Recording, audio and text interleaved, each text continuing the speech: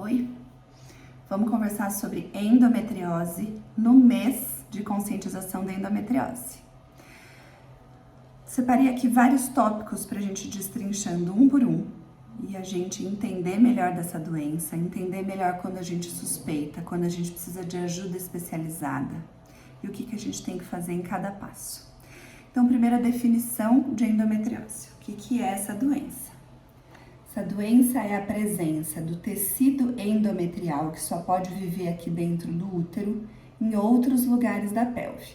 Na bexiga, nos ovários, na trompa, no intestino, nos ligamentos do útero. Esse tecido no lugar errado pode causar aderência entre os órgãos pélvicos, distorção da cavidade pélvica, dos órgãos pélvicos, nos lugares que eles têm que estar, e a presença de um fluido inflamatório. A pelve fica inflamada, é uma doença inflamatória. E com a pelve inflamada, com essas substâncias inflamatórias liberadas na pelve, pode ser difícil a sobrevivência do óvulo. A hora que ele é liberado aqui pertinho da trompa, ele cai na pelve, ele fica livre ali na pelve. E nesse momento, essas substâncias inflamatórias podem agir no óvulo, dificultando a fertilização, dificultando a sobrevivência dos óvulos. Então, essas são as possibilidades de alteração da endometriose que causam infertilidade. Essa alteração da anatomia pélvica pode, inclusive, lesar as trompas. Então, a gente pode fazer aquele exame famoso, a histerosalpingografia, que prova que a trompa está entupida. Uma das causas de obstrução tubária é a endometriose. Depois a gente vai conversar sobre os sintomas que a endometriose pode causar. Pode ser desde nada, nenhum sintoma, até dores muito importantes, principalmente no período menstrual, a gente chama de dismenorreia. Dores na relação sexual, a gente chama de dispareunia. E até dores acíclicas, fora do período menstrual, dependendo da gravidade da lesão, do local da lesão, da sensibilidade individual daquela paciente. Então, um dos sintomas que a gente deve sempre suspeitar é cólica menstrual. Mas eu tenho pouca cólica menstrual, ela não tá me incomodando? Ok. Mas eu tenho cólica menstrual e eu não estou conseguindo engravidar? Isso já tem que acender uma lâmpada pra gente. Porque agora eu vou falar sobre a prevalência dessa doença. O que é prevalência? A porcentagem das mulheres que vivem com a doença. Se a gente for comparar, checar esse número na população feminina em idade fértil, esse número varia nos estudos de 5 a 15%. Quando a gente vai medir isso na população de mulher que está tentando engravidar e não está conseguindo, ou seja, dos casais inférteis, a gente acha de 35% a 50%. É muita coisa, é um número muito maior. Então, quais são os sintomas que vão deflagrar a nossa atenção? Dor e infertilidade. As dores, como eu já expliquei, como é a característica da dor da endometriose, e infertilidade. Então, eu sempre chamo atenção aqui nos meus vídeos de infertilidade sem causa aparente, a ISCA ou a ESCA, esterilidade sem causa aparente. Muitas vezes tem endometriose escondida, né? Então, é preciso sempre, na paciente que está tentando engravidar, aprofundar o diagnóstico e não se contentar com o diagnóstico de esterilidade sem causa aparente sem um diagnóstico mais profundo, mais especializado. Então, depois desses sintomas e da atenção a você na doença silenciosa, que ela pode se manifestar sem dor, mas com infertilidade, da prevalência que a gente vai falar, a gente tem duas maneiras de engravidar. Espontaneamente, que eu já disse porque que a endometriose pode atrapalhar para engravidar, e por FIV. Até hoje, muitos trabalhos na literatura vêm apontando a taxa de gravidez em mulheres com endometriose pior, ou seja, a gente engravida pior quando tem o diagnóstico de endometriose do que a paciente que tem outras causas de infertilidade, como alterações no sêmen, ou seja, alterações masculinas, ou infertilidade sem causa aparente, ou obstrução das trompas por outra razão, por uma razão infecciosa, por exemplo. Então, muito se fala sobre a diferença da taxa de gravidez no laboratório. Como aqui no FIVMed, muitos outros serviços seguiram pesquisando isso, porque as nossas estatísticas internas não batem com essa informação. Nós não percebemos pacientes com endometriose engravidando menos do que pacientes sem endometriose. Então, eu separei um estudo para vocês, que quem me encaminhou foi o Dr. José Vitor Zanardi. Ele está acompanhando um serviço e operando com um importante pesquisador, médico, especialista em endometriose que vive em Sydney. Ele me mandou esse trabalho dessa médica chamada Lauren Bishop, de 2020, é bem recente. E esse trabalho, ele comparou mulheres que não têm o diagnóstico de endometriose com mulheres com diagnóstico de endometriose. Ambos os grupos foram submetidos a FIV, com biópsia dos embriões, aquele procedimento que tira um pedacinho das células que vão virar a placenta e estudam geneticamente esse embrião. Nesse trabalho, os dados como porcentagem de embriões euploides, ou seja, embriões normais, não diferiu entre os grupos. Então, a gente continuou tendo a mesma porcentagem de embriões normais da endometriótica com a não endometriótica, porque havia uma dúvida de, por conta da diminuição da qualidade do óvulo, a gente poderia ter embriões menos normais, as endometrióticas. Então, além disso, eles pesquisaram a taxa de gravidez, foram os objetivos secundários do trabalho. A taxa de gravidez não teve alteração significativa. A taxa de aborto não teve alteração significativa, ou seja, os números foram comparáveis. E a porcentagem de nascidos vivos. Ou seja, é um dos trabalhos melhores até hoje. Ainda assim, ele tem problema, porque nesse grupo de pacientes que não têm endometriose, com certeza há o diagnóstico de endometriose numa porcentagem desse grupo, sem que eles saibam, porque não tem achado fácil de exame, né? Então pode ter escondido uma porcentagem de endometrióticas no meio dos grupos controle, nas pacientes que são tidas no trabalho como não endometriose. Mas mesmo assim é um trabalho grande que nos alerta para essa percepção clínica de que a gente acha que a paciente com endometriose não tem piores resultados em FIV. Eu tô falando isso porque é comum a paciente chegar aqui para mim no consultório e dizer assim: poxa vida, mas eu tive dificuldade para engravidar até agora você descobre endometriose, agora que eu não engravido mesmo por FIV. Isso não é verdade.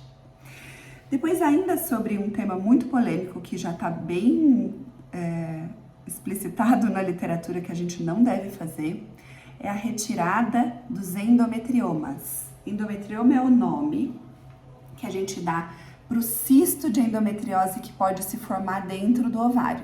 Então, é o nome da endometriose nesse lugar. Então, um foco de endométrio cresce lá no ovário, vai formando um cisto de um conteúdo achocolatado, um sangue antigo, que se agrupa no ovário formando cistos, uma bolha lá dentro dessa substância. Então, antigamente a gente pensava, tem endometrioma, a gente tem que tirar esse cisto, deixar o ovário limpo. Então, nessa limpeza do ovário, a gente ganha baixa reserva ovariana, porque a hora que a gente vai descolar esse cisto, mesmo em mãos hábeis, em cirurgiões hábeis, a gente vai descolar esse cisto do ovário, a gente tira inadvertidamente, mesmo sendo muito hábil, células normais do ovário que contém folículos. Então, a gente diminui a reserva ovariana dessa paciente. Tem diversos trabalhos que medem o antimileriano antes e o antimileriano depois, que é uma maneira que a gente tem de medir a reserva ovariana. E cai muito a reserva ovariana. E por que a gente precisa de reserva ovariana?